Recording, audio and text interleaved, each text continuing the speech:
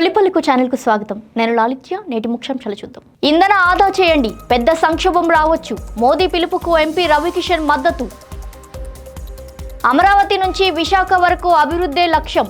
ఏపీని technology and medical hub గా మారుస్తాం. చంద్రబాబు వ్యాఖ్యలు. బండి సాయి భగీరథ్ పై పోక్సో కేసు. బండి సంజయ్ కుమారుడి అరెస్ట్ డిమాండ్ తో పేట్ బషీరాబాద్ స్టేషన్ ఎదుట మహిళా సంఘాల ధర్నా. బండి సంజయ్ కుమారుడిపై లుకౌట్ నోటీస్ జారీ చేయాలి. కవిత డిమాండ్. ఎవరి అంతు ఎవరు చూస్తారు? బండి సంజయ్ పై మాజీ మంత్రి Satyavathi Rathod fire. NEET paper leak పై బీఆర్ఎస్వి ఆందోళన. లోక్ భవన్ వద్ద ఉద్రిక్తత. తమిళనాడులో విజయ్ సర్కార్ కు గ్రీన్ సిగ్నల్. బల పరీక్షలో 144 మంది ఎమ్మెల్యేల మద్దతు. హార్స్ ట్రేడింగ్ తోనే విజయ్ సర్కార్ బల పరీక్ష గెలిచింది. ఈపీఎస్ సంచలన ఆరోపణలు. జ్యోతిష్యమే అనర్హత కాదు, ఓఎస్డీ నియామకం రద్దుపై తమిళిసై విమర్శలు. భవానీపూర్నే కొనసాగించనున్న బెంగాల్ సీఎం. నందిగ్రామ్ స్థానానికి రాజీనామా. ఇంటి పనివాళ్లుగా వచ్చి డాక్టర్ దంపతులకు మత్తుమందు. హైదరాబాద్లో దోపిడీల కలకలం. పుదుచ్చేరి సీఎంగా 5వ రంగస్వామి ప్రమాణ స్వీకారం. శుభాకాంక్షలు తెలిపిన ప్రధాని మోదీ. పశ్చిమాసియా ఉద్రిక్తతలు, ఇంధన ధరల పెరుగుదల నేపథ్యంలో ప్రధాని నరేంద్ర మోదీ ఇంధన ఆదాపై ప్రత్యేక దృష్టి పెట్టారు. ఇందులో భాగంగా తన కాన్వాయ్ను 50% తగ్గించాలని ఆదేశాలు జారీ చేయడంతో పాటు ఎలక్ట్రిక్ వాహనాల వినియోగాన్ని పెంచాలని సూచించారు. ప్రజలు కూడా అవసరమైతే కార్ పూలింగ్ చేయాలని, పబ్లిక్ ట్రాన్స్పోర్ట్ను ఎక్కువగా వినియోగించాలని ప్రధాని పిలుపునిచ్చారు. ఈ నిర్ణయానికి మద్దతుగా స్పందించిన BJP MP Ravi Kishan America Iran ఉద్రిక్తతలు త్వరగా ముగిసేలా కనిపించడం లేదని అన్నారు. ఇంధన ధరలు ప్రపంచవ్యాప్తంగా పెరుగుతున్నాయి. భవిష్యత్తులో మరింత పెద్ద సంక్షోభం రావచ్చు. ఒకే ప్రాంతం నుంచి వెళ్లేవారు ఒకే వాహనంలో ప్రయాణిస్తే ఇంధనం ఆదా అవుతుందని అన్నారు. కోవిడ్ సమయంలో ప్రజలు దేశానికి సహకరించినట్టే ఇప్పుడు కూడా ఐక్యంగా ముందుకు రావాలని ఆయన పిలుపునిచ్చారు. ఇక ప్రధాని నిర్ణయాన్ని అనుసరిస్తూ బీజేపీ పాలిత రాష్ట్రాల ముఖ్యమంత్రులు కూడా తమ కాన్వాయ్లను తగ్గించే చర్యలు ప్రారంభించారు. అమరావతి రాజధాని ప్రాంతంలో కిమ్స్ ఆసుపత్రి, వైద్య విశ్వవిద్యాలయ నిర్మాణానికి భూమి పూజ చేసిన సందర్భంగా ఏపీ సీఎం నారా చంద్రబాబు నాయుడు రాష్ట్ర అభివృద్ధిపై కీలక వ్యాఖ్యలు చేశారు. అభివృద్ధి ఒక్క అమరావతికే పరిమితం కాదని, విశాఖను విశ్వనగరంగా తీర్చిదిద్దుతామని తెలిపారు. రాయలసీమను రతనాల సీమగా మార్చే దిశగా పరిశ్రమలు తీసుకొస్తున్నామని, అనంతపురం ఏరోస్పేస్ హబ్గా, తిరుపతి ఏరోస్పేస్ సిటీగా, కర్నూలు డ్రోన్ సిటీగా రూపుదిద్దుకోబోతున్నాయని తెలిపారు. అలాగే 2028 నాటికి గూగుల్ విశాఖలో కార్యకలాపాలు ప్రారంభిస్తుందని వెల్లడించారు. అమరావతిని దేశంలో క్వాంటమ్ కంప్యూటింగ్కు చిరునామాగా తీర్చిదిద్దుతామని, 1,00,000 మందికి స్కిల్ డెవలప్మెంట్ శిక్షణ ఇచ్చి ఉద్యోగ అవకాశాలు కల్పిస్తామని ఆయన హామీ ఇచ్చారు. భవిష్యత్తులో ప్రభుత్వంలో కూడా వర్క్ ఫ్రం హోం విధానం తీసుకొస్తామని, గ్రీన్ ఎనర్జీ ఉత్పత్తిపై దృష్టి పెడుతున్నామని సీఎం తెలిపారు. అరకు, పాపికొండలు, గండికోట, సూర్యలంక వంటి ప్రాంతాలను ప్రపంచ స్థాయి పర్యాటక కేంద్రాలుగా అభివృద్ధి చేస్తామని తెలిపారు. పేట్ బషీరాబాద్ పోలీస్ స్టేషన్ ఎదుట మహిళా సంఘాలు తీవ్ర ధర్నా చేపట్టి బండి సంజయ్ కుమారుడు బండి సాయి భగీరథ్ ను వెంటనే అరెస్ట్ చేయాలని డిమాండ్ చేశారు. కేంద్ర సహాయ మంత్రి బండి సంజయ్ ను బర్తరఫ్ చేయాలంటూ నినాదాలు చేస్తూ స్టేషన్ ను ముట్టడి చేయడంతో పోలీసులు స్టేషన్ గేట్లు మూసివేశారు. ఈ కేసులో పోలీసుల విచారణ అనుమానాస్పదంగా ఉందని ఆరోపిస్తూ నిందితుడిని తక్షణమే అరెస్ట్ చేసి పారదర్శకంగా దర్యాప్తు చేయాలని మహిళా సంఘాలు ఒత్తిడి చేశాయి. ఇక ఇదే కేసులో నిందితుడిని విచారణకు హాజరుపరచాలని అతడి మేనమామకు పోలీసులు ఇప్పటికే నోటీసులు జారీ చేశారు. కానీ ఈ రోజు విచారణకు భగీరథ్ హాజరు కాకపోవడంపై పలు అనుమానాలు వ్యక్తమవుతున్నాయి. తెలంగాణ రక్షణ సేన అధినేత కల్వకుంట్ల కవిత మంత్రి బండి సంజయ్ కుమారుడు బండి సాయి భగీరథ్ పై తీవ్ర ఆరోపణలు ఎదుర్కొంటున్న నేపథ్యంలో పోలీసులకు బలమైన డిమాండ్ చేశారు. దేశం వదిలి వెళ్లే అవకాశం ఉందని, అందుకే అతనిపై తక్షణం లుకౌట్ నోటీసులు జారీ చేయాలని తెలంగాణ పోలీసులను కవిత డిమాండ్ చేశారు. పారదర్శకంగా విచారణ జరిపి సమాజంలోని మహిళలకు విశ్వాసం కలిగించాలని కూడా ఆమె పోలీసు ఉన్నతాధికారులను కోరారు. పోక్సో కేసు వ్యవహారంలో కేంద్ర మంత్రి బండి సంజయ్ కుమార్ చేసిన వ్యాఖ్యలపై మాజీ మంత్రి సత్యవతి రాథోడ్ తీవ్రంగా స్పందించారు.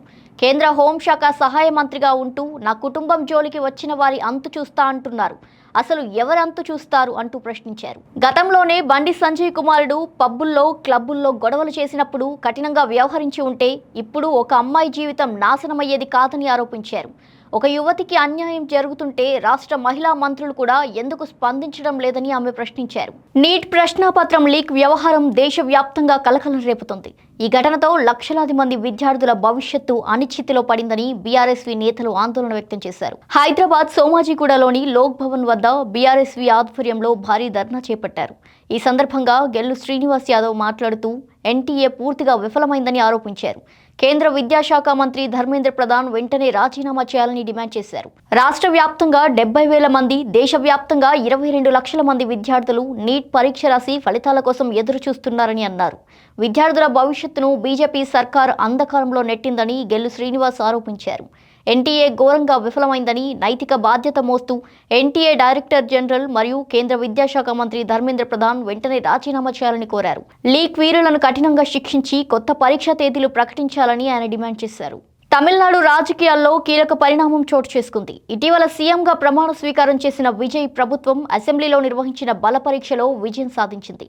మొత్తం 144 మంది ఎమ్మెల్యేలు విజయ్ ప్రభుత్వానికి మద్దతు పలకగా 22 మంది మాత్రం వ్యతిరేకంగా ఓటు వేశారు. దీంతో స్పీకర్ అధికారికంగా విజయ్ ప్రభుత్వం విశ్వాస పరీక్ష నెగ్గినట్టు ప్రకటించారు. టీవీకేకు 106 మంది సభ్యుల మద్దతుతో పాటు కాంగ్రెస్, సిపిఐ, సిపిఎం, ఐయుఎంఎల్, ఏఐఎంకే పార్టీల సభ్యులు కూడా మద్దతుగా నిలిచారు. అంతేకాకుండా అన్నా డీఎంకే రెబల్ షణ్ముగం వర్గానికి చెందిన 30 మంది ఎమ్మెల్యేలు కూడా విజయ్కు సపోర్ట్ ఇవ్వడం ఆసక్తికరంగా మారింది. అయితే అసెంబ్లీలో ఉదయనిధి స్టాలిన్ తీవ్ర విమర్శలు గుప్పించారు. 65% మంది ఓటర్లు విజయ్ను తిరస్కరించారు. డీఎంకే కూటమి మద్దతు లేకుండా టీవీకే ప్రభుత్వం ఏర్పడేది కాదు అంటూ విమర్శించారు. విజయ్ 2 స్థానాల్లో పోటీ చేయడాన్ని కూడా ఆయన ఎద్దేవా చేశారు. ఇక బలపరీక్ష అనంతరం తనకు మద్దతుగా నిలిచిన ఎమ్మెల్యేలందరికీ విజయ్ కృతజ్ఞతలు తెలిపారు. తమిళనాడు రాజకీయాల్లో బలపరీక్ష తర్వాత ఆరోపణల రాజకీయాలు వేడెక్కాయి. పళనిస్వామి సంచలన వ్యాఖ్యలు చేస్తూ తమిళక వెట్రి కజగం హార్స్ ట్రేడింగ్కు పాల్పడిందని ఆరోపించారు. క్లీన్ గవర్నమెంట్ ఇస్తామని చెప్పిన సీఎం విజయ్ పార్టీ లోపల గందరగోళం వస్తే ఒకరి ఇంటికి మాత్రమే వెళ్తున్నారు అంటూ ఎద్దేవా చేశారు. అసెంబ్లీలో జరిగిన బల పరీక్షలో విజయ్ ప్రభుత్వానికి 144 మంది ఎమ్మెల్యేలు మద్దతు ఇవ్వగా ప్రభుత్వం విశ్వాస పరీక్షలో విజయం సాధించింది. అయితే ఈ మద్దతు వెనుక రాజకీయ ఒత్తిళ్లు, హార్స్ ట్రేడింగ్ ఉన్నాయంటూ విమర్శలు గుప్పిస్తున్నారు ప్రతిపక్షాలు. తమిళనాడు సీఎం విజయ్కు రాజకీయ ఓఎస్డీగా జ్యోతిష్యుడు రిక్కీ రతన్ పండిట్ నియామకాన్ని ప్రభుత్వం రద్దు చేయడంపై తమిళసై సౌందరరాజన్ స్పందించారు. ఆయనను కేవలం జ్యోతిష్య పరిజ్ఞానం వల్లే కాదు, ఇతర అర్హతలను కూడా చూసే నియమించి ఉంటారు అని అన్నారు. జ్యోతిష్యం అదనపు అర్హత మాత్రమేనని, అది అనర్హత కాదు అని వ్యాఖ్యానించారు. జ్యోతిష్యాన్ని విమర్శించే వారే శుభముహూర్తాలను పాటిస్తారని, అన్నా డీఎంకే ఎమ్మెల్యే అయినా చెడు ముహూర్తంలో నామినేషన్ వేయరని తమిళసై అన్నారు. అలాగే సీఎం విజయ్ తీసుకునే ప్రతి నిర్ణయంపై మిత్రపక్షాలు ఒత్తిడి తేవడం సరైంది కాదని పేర్కొన్నారు. మార్పు తీసుకువస్తామని చెప్పిన విజయ్ ఇలా ప్రతి విమర్శకు వెనక్కి తగ్గితే ప్రభుత్వంలో గందరగోళం ఏర్పడుతుందని ఆమె స్పష్టం చేశారు. సువేందు అధికారి కీలక నిర్ణయం తీసుకున్నారు. ఇటీవల జరిగిన అసెంబ్లీ ఎన్నికల్లో భవానీపూర్, నందిగ్రామ్ స్థానాల నుంచి విజయం సాధించిన ఆయన భవానీపూర్ నియోజకవర్గాన్ని కొనసాగిస్తూ నందిగ్రామ్ స్థానాన్ని వదులుకున్నట్టు ప్రకటించారు. ఈ రోజు అసెంబ్లీలో ఎమ్మెల్యేగా ప్రమాణం స్వీకారం చేసిన అనంతరం ఆయన మాట్లాడారు. అసెంబ్లీ నిబంధనల ప్రకారం కొత్తగా ఎన్నికైన 143 మంది ఎమ్మెల్యేలు ఈ రోజు ప్రమాణ స్వీకారం చేసినట్టు తెలిపారు. ఈ రోజు భవానీపూర్ ఎమ్మెల్యేగా ప్రమాణ స్వీకారం చేశారు. ఎల్లుండి కొత్త స్పీకర్ ఎన్నిక జరగనుంది. ఇక నందిగ్రామ్ స్థానానికి ఆయన రాజీనామా చేయనున్న నేపథ్యంలో అక్కడ త్వరలోనే ఉప ఎన్నికలు జరిగే అవకాశం ఉంది. హైదరాబాద్ శివార్ జవహర్ నగర్ పరిధిలో సంచలన దోపిడీ ఘటన వెలుగు చూసింది. కౌకూర్ గోల్ఫ్ ఎన్క్లేవ్ లో నివసిస్తున్న విశ్రాంత ప్రొఫెసర్ డాక్టర్ మురళీమోహన్, ఆయన భార్య విజయలక్ష్మిను లక్ష్యంగా చేసుకున్న నేపాలీ ముఠా ఇంటి పనివాళ్ల స్థానంలో ఇంట్లోకి చేరి దోపిడీకి పాల్పడినట్టు పోలీసులు గుర్తించారు.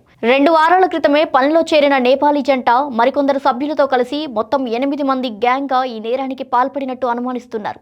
దోపిడీకి ముందు దంపతులకు మత్తుమందు ఇచ్చి చేతులు కట్టేసి ఇంట్లో బంధించారు.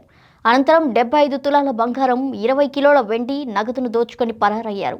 అయితే ఘటన అనంతరం ఆటోలో వెళ్లిపోతున్న దృశ్యాలు సీసీటీవీ ఫుటేజ్లో రికార్డ్ అయ్యాయి. ఈ ఘటనపై పోలీస్ ప్రత్యేక బృందాలు దర్యాప్తు చేపట్టాయి. ఇంటి పనివాళ్ల నియామకంలో అప్రమత్తంగా ఉండాలన్న పోలీసుల హెచ్చరికల మధ్య ఈ ఘటన నగరంలో తీవ్ర ఆందోళన కలిగిస్తుంది. ఈ రోజు పుదుచ్చేరి ముఖ్యమంత్రిగా రంగస్వామి 5వ ప్రమాణ స్వీకారం చేశారు. రాజ్నివాస్లో జరిగిన కార్యక్రమంలో లెఫ్టినెంట్ గవర్నర్ కైలాసనాథన్ ఆయనతో ప్రమాణ స్వీకారం చేయించారు. 2026 అసెంబ్లీ ఎన్నికల్లో రంగస్వామి నేతృత్వంలోని All India NR Congress NDA కూటమి 18 స్థానాలు గెలిచి మరోసారి అధికారాన్ని నిలబెట్టుకుంది. ఈ కార్యక్రమానికి బీజేపీ జాతీయ అధ్యక్షుడు నితిన్ నబీన్, కేంద్ర మంత్రి మన్సుఖ్ మాండవీయ హాజరయ్యారు.